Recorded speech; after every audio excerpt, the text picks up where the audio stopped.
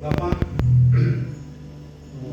hidup manusia, khususnya orang-orang yang percaya kepada-Mu, tujuan hidupnya hanya satu, yaitu memuliakan Engkau. Tuhan, biarlah kami memandang hal ini sebagai penyerahan hidup kami kepada Engkau, dan biarlah kami mempertaruhkan seluruh kehidupan kami, apa yang kami punya, apa yang menjadi cita-cita kami, apa yang menjadi tujuan hidup kami taruh di bawah kaki dan untuk kemuliaan. Terima kasih Tuhan, saat kami akan bersama-sama mendengarkan kebenaran firman Tuhan. Kamu berkati kami, bila firman ini boleh menjadi kemuliaan bagi nama-Mu. Engkau dipermuliakan, dan kebenaran ini boleh menjadi milik daripada semua jemaat-Mu. Ampuni dosa kami, sucikan kami, dan layakkan kami. Biarlah kami semuanya tidak menjadi sia-sia ketika firman ini ditampilkan.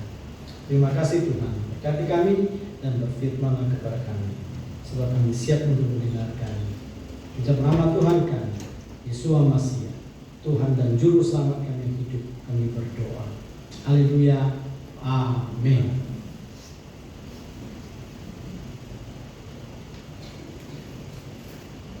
Selamat pagi Bapak Ibu sekalian. Selamat pagi. Amin. Ya, saya kemarin minta kepada Pak Steven, saya bilang Oktober ini saya minta khotbah. Beliau bilangnya ada 5 minggu, ambil 1 kali lah untuk Oktober. Saya bilang boleh, tapi temanya beda ya. Dia bilang boleh, jadi sudah minta izin. Ya, jadi hari ini tidak berkhotbah tentang sukacita, ya, tidak berkhotbah tentang sukacita. Baik, mari kita buka Kejadian pasal yang ke-22. Kejadian pasal yang ke-22. Ini kisah yang sangat heroik, kisah yang sudah sangat terkenal. Kita buka di dalam Kejadian pasal yang ke-22.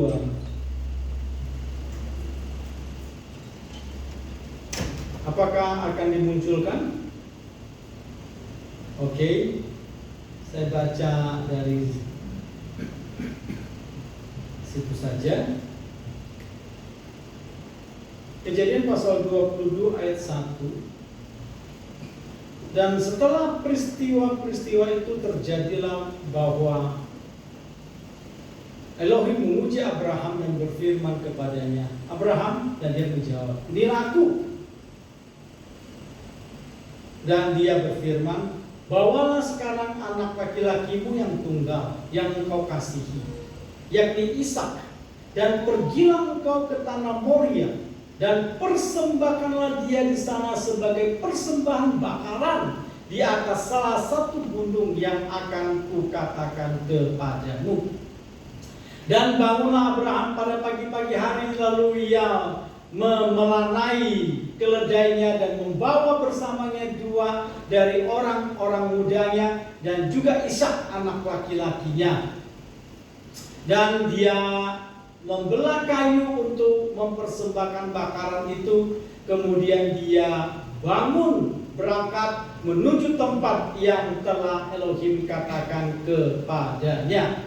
Pada hari ketiga, Abraham mengangkat matanya dan melihat ke tempat itu dari kejauhan. Lalu Abraham berkata kepada orang-orang mudanya, tinggallah kamu di sini dengan keledai itu. Aku dan anakku yang akan pergi ke sana, lalu kami akan bersembayang. Kemudian kami akan kembali kepadamu.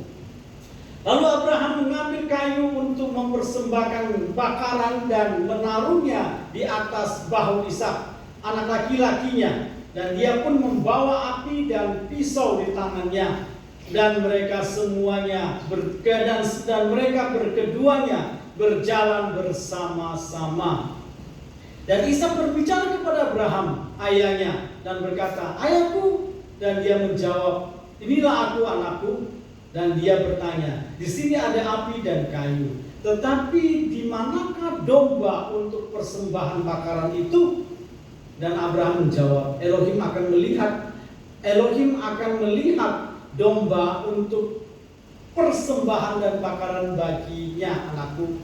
Dan mereka kedua terus berjalan bersama-sama. Lalu sampailah mereka ke tempat yang telah Elohim katakan kepadanya, dan di sana Abraham mendirikan mezbah, dan dia menyusun kayu-kayu itu, dan dia mengikat Ishak anak laki-lakinya itu, dan meletakkan dia di atas kayu-kayu di mezbah itu. Lalu Abraham mengulurkan tangannya dan mengambil pisau untuk menyembelih anak laki-lakinya. Tetapi berserulah malaikat Yahweh dari langit kepadanya dan berfirman, Abraham, Abraham. Dan dia menjawab, inilah aku. Lalu dia berfirman, janganlah engkau mengulurkan tanganmu ke atas anak itu, dan jangan berbuat apapun kepadanya. Karena sekarang aku telah mengetahui bahwa engkau seorang yang takut akan Elohim, dan engkau tidak menahan anak laki-lakimu, anak tunggalmu, dari aku. Lalu Abraham mengangkat matanya dan melihat, dan tampaklah di belakangnya ada seekor domba jantan yang tanduknya tersangkut dalam belukar. Maka pergilah Abraham dan mengambil domba jantan itu, lalu dia mempersembahkannya sebagai persembahan bakaran pengganti anak laki-lakinya. Dan Abraham menyebut nama tempat itu Yahweh Yireh, sebab itu sampai hari ini dikatakan orang di atas gunung Yahweh akan terlihat. Bapak sekalian, tema khotbah saya pada pagi hari ini berjudul Perenungan Perjalanan 3 Hari. Perenungan Perjalanan 3 Hari. Sebulanan yang lalu kita sempat dihebohkan dengan film yang berjudul His Only Son. Lalu ada siapa yang nonton? Saya nggak tahu film itu. Lumayan ada beberapa yang nonton film. Apalagi film itu secara tidak langsung diviralkan oleh salah satu anggota DPR yang mengatakan film ini tidak boleh diputar lagi, harus segera ditarik karena nggak sesuai dengan syariat begitu. Nah, kita harus mengikuti. Ya, karena perkataan seperti itu akhirnya film itu diangkat lagi, lalu banyak lagi yang menonton film tersebut. Suatu sekalian saya juga nonton film itu. Ada beberapa komentar yang saya dapatkan dari grup WA atau dari di medsos mengatakan bahwa ini kalau kita menonton film ini seperti dengar khotbah eksposisi. Filmnya datar saja, tetapi yang memberikan pesan-pesan yang sangat-sangat baik sekali.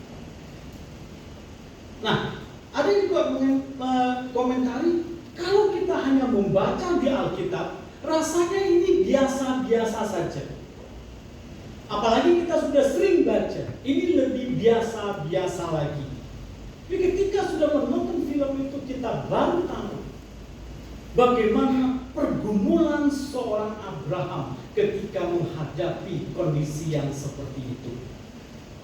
Dulu kurang lebih 20 tahun yang lalu saya pernah khotbah ini dengan judul yang sama, Perenungan Perjalanan 3 Hari. Ya, ketika saya menonton film itu, saya mendapatkan sesuatu yang baru, sesuatu yang lebih mengaduk-aduk hati.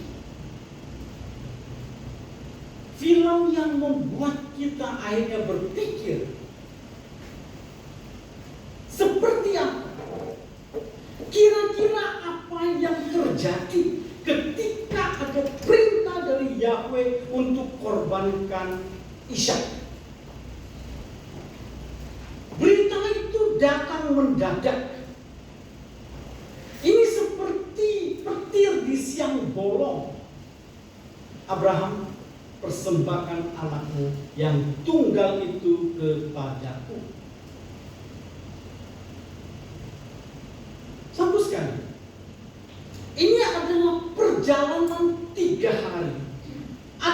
perjalanan yang sangat mengesakkan hati. Ini perjalanan yang sangat menakutkan. Karena apa? Karena mengantar kepada kematian. Mengantar kepada kematian. Orang yang dikasihi dan sekarang diantar untuk menuju kepada kematian. Sungguh sekali, tidak kebayang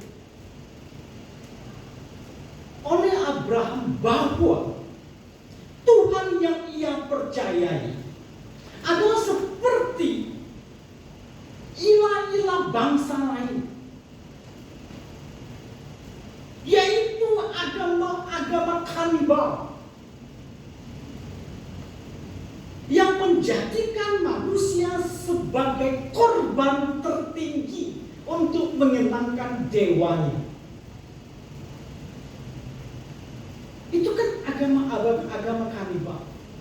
Di zaman modern seperti ini pun masih ada benih-benih agama kanibal. Fokus kan? Jikalau agama-agama kuno, jikalau agama-agama kanibal, saya menggunakan istilah kanibal, itu jikalau pada puncaknya mereka mempersembahkan manusia, itu kecenderungan mereka hanya berdasarkan kepada fenomena-fenomena alam. Ada gempa bumi, ada longsor, ada kemarau panjang, ada badai yang sudah begitu memuncak. Lalu mereka berpikir, jangan-jangan dewa kita marah karena dewa kita sudah lama tidak dipersembahkan sebagai persembahan tertinggi kepadanya. Hanya berdasarkan kepada fenomena-fenomena seperti itu, maka manusia, agama-agama kanibal itu bisa mengambil satu keputusan bahwa korbankan manusia itu akan menyelesaikan fenomena-fenomena yang merusak bumi ini. Tapi kepada Abraham, suara itu datang dengan jelas. Ya kan? Apa yang terjadi kepada Abraham itu bukan sebuah fenomena, tapi itu benar-benar satu perintah yang dengan suara yang begitu jelas.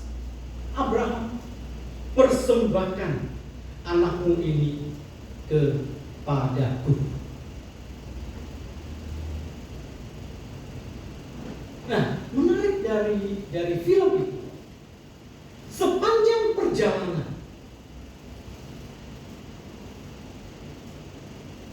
Abraham terus-menerus teringat kepada janji Tuhan tentang keturunan, serta percakapannya dengan istrinya tentang janji Tuhan itu. Abraham terus mengingatkan istrinya tentang janji itu. Tuhan sudah berjanji bahwa Dia akan memberikan keturunan kepadaku. Tapi kan Sarah tidak pernah mendengar langsung. Janji itu tidak pernah disampaikan kepada Sarah. Ketika janji itu disampaikan kepada Abraham, Sarah tidak ada di sana. Sarah mungkin berpikir, kalau janji itu benar, kenapa sudah puluhan tahun tidak pernah terrealisasi? Sementara usia terus bertambah, terus menjadi tua. Sampai kepada puncaknya ketika datang dua orang yang mengatakan tahun depan istrimu akan melahirkan. Sarah tertawa. Aku sudah tua. Aku sudah mati haid. Sementara suamiku sudah tua. Apa mungkin? Dia tidak yakin. Karena puluhan tahun janji itu tidak pernah datang.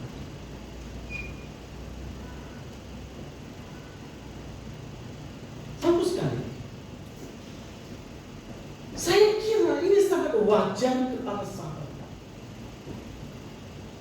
Janji yang puluhan tahun tidak pernah terrealisasi membuat Sarah menjadi tawar hati karena dia tidak tahu dan dia tidak pernah mendengarkan janji. Apa yang dia lakukan?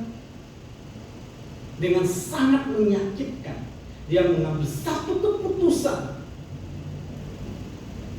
dengan hati yang hancur. Hampiri hambaku, hampiri budak. Nah, menarik bahwa ketika Ismail lahir, terjadi satu percakapan. Sarah menangis. Karena apa? Karena Hagar itu sudah mulai menginjak-injak harga diri daripada Sarah. Sudah berani menghina nyonyanya.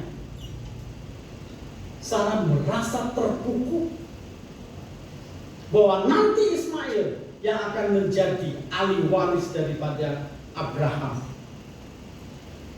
Ada satu percakapan yang menarik. Abraham mengatakan, bukankah dulu aku tidak mau? Bukankah engkau yang mendesak aku untuk menghampiri hambamu, budakmu? Kata Abraham, kata Sarah, betul. Tapi waktu itu aku melihat bagaimana gelisahnya hatimu. Bagaimana engkau hidup dengan tidak tenang. Bagaimana engkau terus memikirkan bagaimana dengan harta yang banyak ini akan diberikan kepada siapa? Diberikan kepada Eliezer, hambamu itu. Aku melihat hatimu yang hancur, maka aku tidak tega. Daripada aku tidak bisa punya anak, aku serahkan hambaku. Aku berharap pada waktu itu engkau menolaknya. Engkau tidak melakukannya, tapi engkau melakukannya. Aku berharap engkau menolak. Aku melakukannya bukan karena apa? Melihat hatimu yang hancur karena engkau tidak memiliki keturunan. Maka keputusan yang menyakitkan itu akhirnya terjadi. Peristiwa-peristiwa itu terus terngiang-ngiang sambil berjalan menuju kepada eksekusi Ishak. Sampai di kaki Gunung Moria, Abraham membayangkan kembali bagaimana bahagianya Sarah saat menggendong anaknya sendiri. Betapa sukacitanya Sarah ketika pada akhirnya janji yang puluhan tahun itu sekarang menjadi nyata. Yang dia dapatkan dengan cara yang begitu menderita, tapi akhirnya dia dapatkan juga.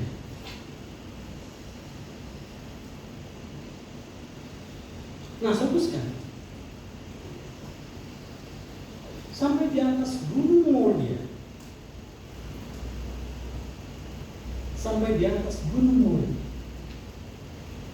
di kaki Gunung Moria, mempersembahkan Ishak bukan lagi menjadi masalah utama. Ya bukan. Sampai di Gunung Moria mempersembahkan Ishak bukan lagi menjadi masalah utama. Masalah yang terbesar apa, saudara? Saya kira Bapak Ibu pasti kepikiran. Masalah yang terbesar apa yang akan terjadi nanti kalau dia pulang tanpa Ishak? Bagaimana nanti kalau dia pulang tanpa Ishak? Sarah bisa bunuh diri. Sarah bisa gila loh.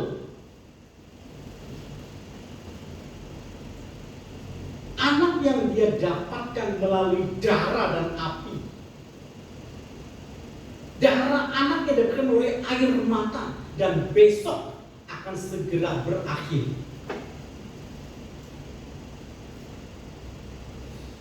Makanya malam itu Abraham berdoa,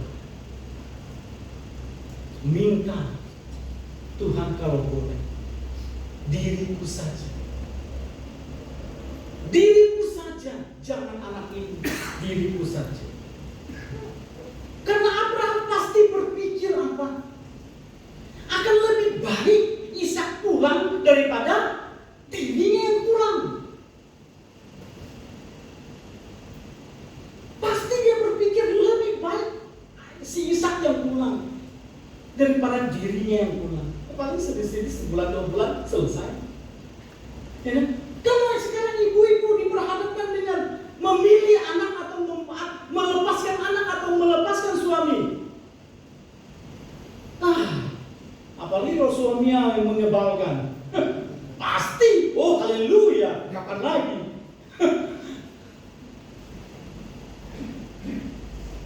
Tidak ada pilihan lain.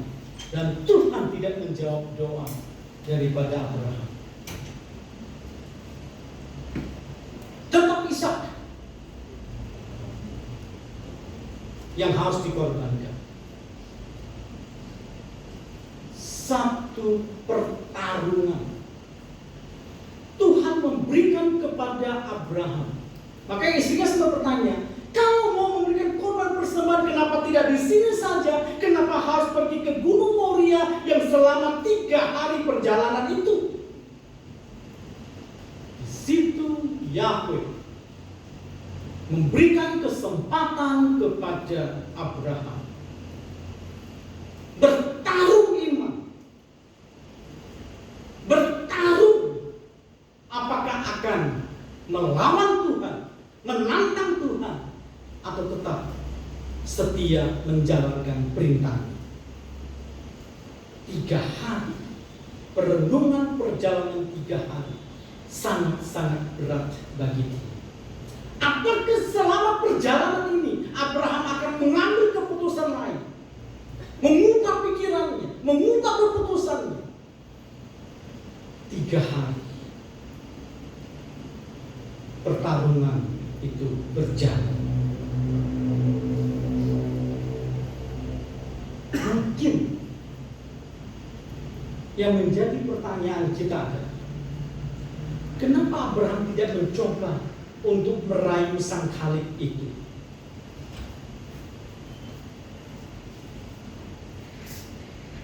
Terhadap Sodom dan Gomora dia terus bernego. Dari 50 orang sampai 5 orang. Kalau ada 50 orang, apakah engkau akan menghancurkan kota ini? Kata Yahweh, tidak. Kalau 45 orang, tidak. Sampai 5 orang. Kalau ada 5 orang, di situ ada orang percaya kepadaku, maka Sodom dan Gomora tidak akan aku musnahkan. Dia bisa bernegosiasi dengan Allah kepada Tuhan. Bisa bernegosiasi dengan tanpa lagi memikirkan kemarahan Yahweh. Padahal itu orang lain. Tidak ada sangkut pautnya dengan hidupnya. Tetapi kenapa persoalan yang sangat menyayat hati ini Abraham tidak bernego sama sekali? Ada apa? Apa yang sedang Abraham pikirkan? Kenapa Abraham begitu nurut dengan perintah itu? Saya melihat satu hal. Abraham membangun iman ketaatan. Abraham membangun iman kesetiaan.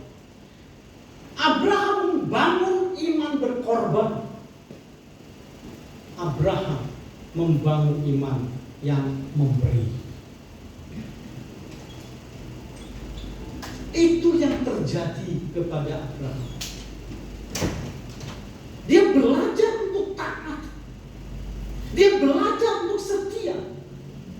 Walaupun itu sesuatu yang sangat berat baginya.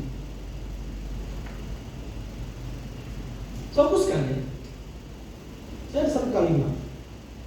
Membangun iman yang mendapatkan itu gampang. Ya kan? Membangun iman yang mendapatkan itu gampang. Tinggal apa? Tinggal klaim. Tunggu. Kalau dapat syukur, nggak dapat ya nggak apa-apa. Toh tidak rugi. Iman yang mendapatkan itu gampang, saudara. Sekali lagi, ya, tinggal klaim, tunggu, dapat syukur, tidak dapat, ya tidak apa-apa, karena tidak rugi. Dikasih syukur, nggak dapat, ya sudah, tidak apa-apa. Toh aku cuma hanya sekedar minta. Tetapi membangun iman ketaatan, membangun iman yang berkorban dan yang memberi, itu penuh dengan pergumulan dan ancaman kehilangan. Membangun iman ketaatan, iman yang memberi, iman yang berkorban, itu penuh dengan pergumulan dan penuh dengan ancaman kehilangan.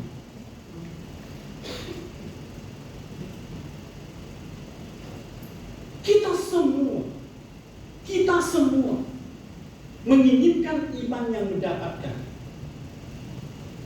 Bahkan mungkin kita klaim kita punya iman yang mendapatkan.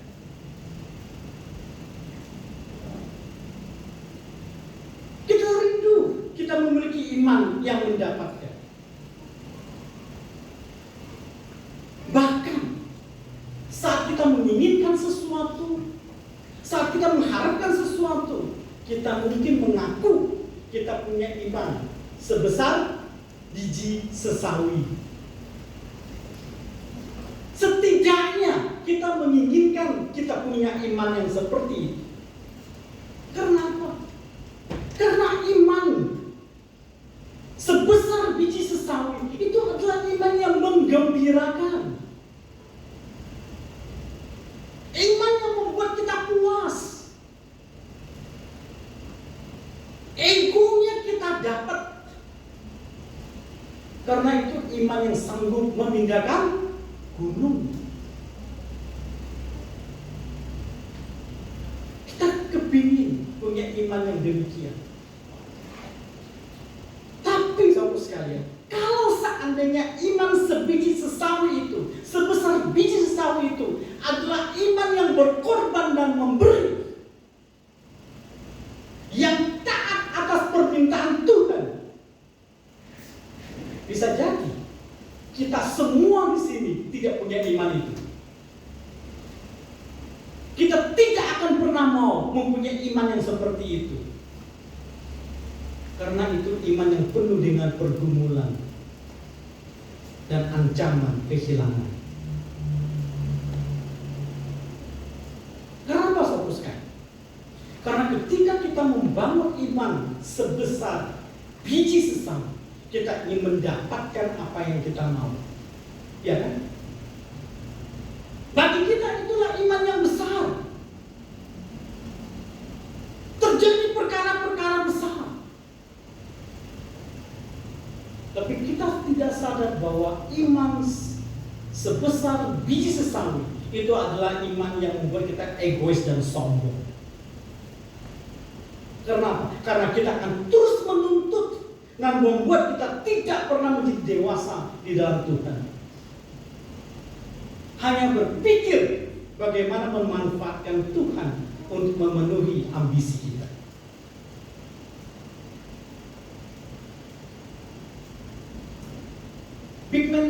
Pendeta Bigman Sirait mengatakan satu hal tentang iman.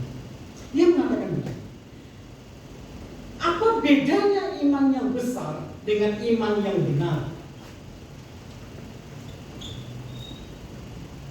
Iman yang besar adalah iman di mana gunung itu pindah. Tetapi iman yang benar tetap percaya walaupun gunung tidak pindah. Iman yang besar adalah bagaimana gunung itu pindah. Tetapi iman yang benar adalah tetap percaya walau gunung itu tidak pindah, tapi tetap percaya. Saya kira kita harus membangun iman yang seperti itu. Kenapa? Karena perjalanan kehidupan membuktikan kepada kita bahwa perjalanan hidup itu adalah perjalanan yang tidak gampang. Bahwa kesulitan itu akan terus-menerus mengikuti kita sampai kita mati. Itu bukti bahwa iman yang mendapatkan itu adalah iman yang tidak pernah membuat kita menjadi orang yang kuat ketika menghadapi persoalan dan hantaman. Kalau begitu Bapak Ibu sekalian, perlu nggak kita membangun iman yang mendapatkan?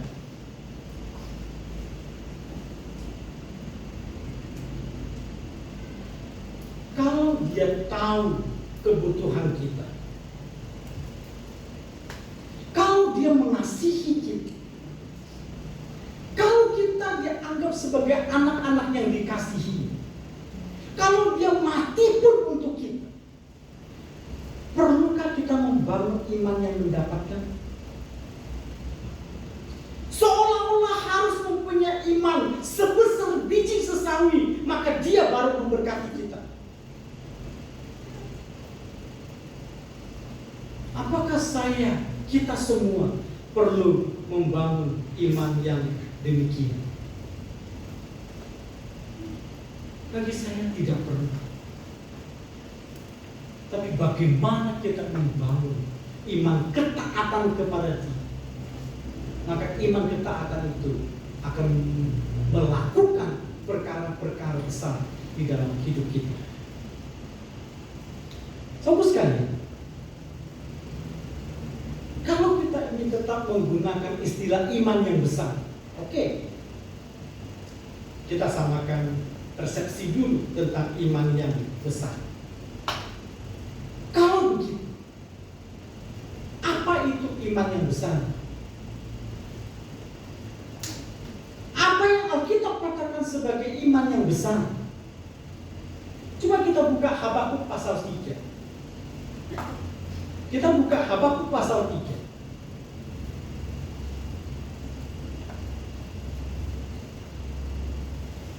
Habakuk pasal 3 ayat yang ke-17. Ini iman yang besar, saudara. Dia katakan apa? Meskipun pohon ara tidak berbunga, pohon jait, pohon anggur tidak berbuah, hasil pohon zaitun mengecewakan, dan ladang-ladang tidak menghasilkan makanan, kambing domba terhalau dari kurungan, dan tidak ada lembu-lembu di dalam kandang-kandang. Namun aku akan bersukacita di dalam Yahweh, aku akan bergembira di dalam Elohim keselamatanku. Yahweh Tuhan adalah kekuatanku. Dia membuat kakiku seperti kaki rusa.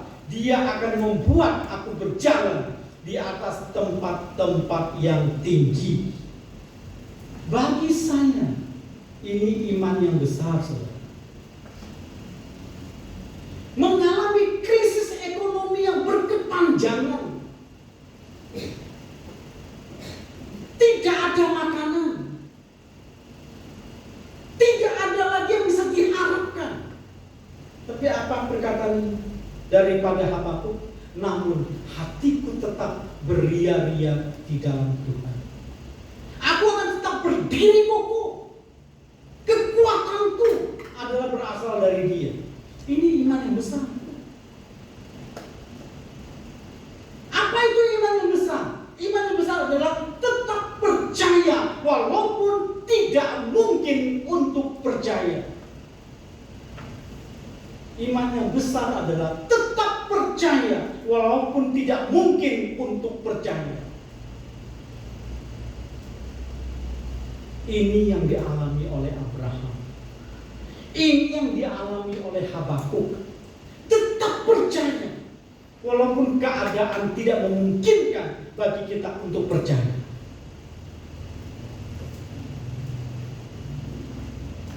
Bagus sekali. Apa yang terjadi pada Abraham ketika dia melewati fase yang sangat menakutkan itu. Dia yang tetap melakukan perintah itu walaupun tidak masuk akal. Dia tetap percaya kepada Tuhannya walaupun itu sulit. Sehingga Abraham sanggup melewati masa krisis dan membawa dia kepada tahap iman yang sangat tinggi.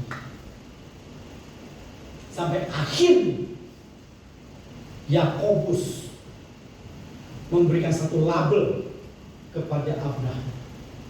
Memberikan kepada dia satu predikat yang sangat luar biasa. Coba kita buka Yakobus pasal 2 ayat 21. Yakobus perjanjian baru. Yakobus pasal yang kedua ayat yang ke-21. Sebab itu dengan menyingkirkan segala kotoran dan banyaknya.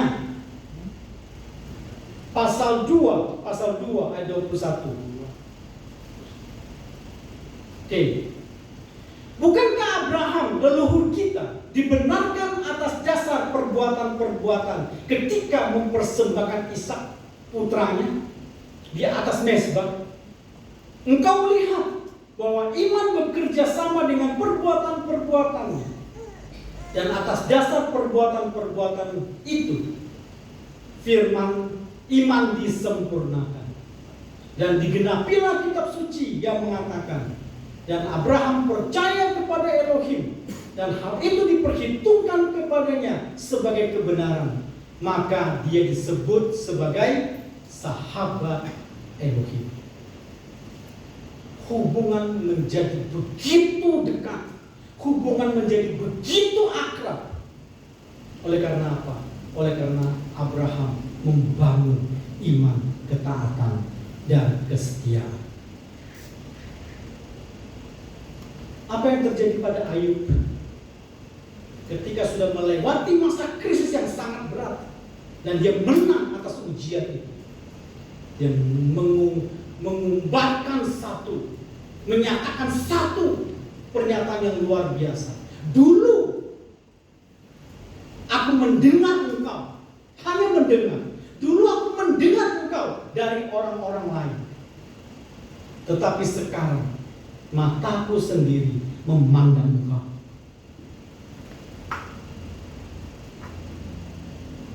Saya sering mendengar kesaksian orang-orang percaya mengatakan, ya dulu ya ke gereja, diminta pelayanan ya ikut pelayanan, biasa-biasa saja, ibadah ya ibadah. Tapi terkadang ketika melewati satu masa yang sulit, Tuhan izinkan pengujian yang berat. Apakah melalui keluarga, melalui anak, melalui pekerjaan yang sulit sekali. Tapi ketika kesulitan itu lewat, orang itu justru menjadi lebih kuat. Mungkin sama seperti perkataan daripada Ayub. Dulu aku mendengar engkau dari orang lain, tapi sekarang mataku sendiri memandang engkau. Oleh sebab itu Bapak Ibu sekalian, kita menjadi orang percaya harusnya tidak boleh cengeng. Sedikit susah kita mengeluh, usaha sedikit mandek, nggak mau ke gereja.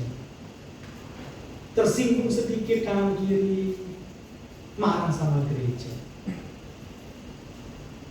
Hukuman yang paling tepat untuk gereja adalah boikot. Kapan-kapan saya boikot webinar ini. Orang-orang yang hatinya kecil, sedikit kesel, sedikit tidak nyaman, udah pindah gereja saja. Nanti ya Pak Steven saya khotbah ini ya, nggak apa-apa.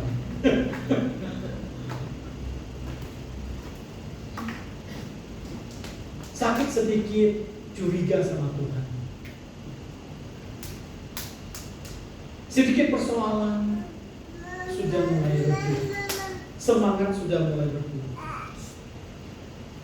Harusnya tidak demikian. Bagaimana Tuhan bisa memberikan sebuah pengujian yang lebih besar jika kita menjadi orang Kristen yang cengeng,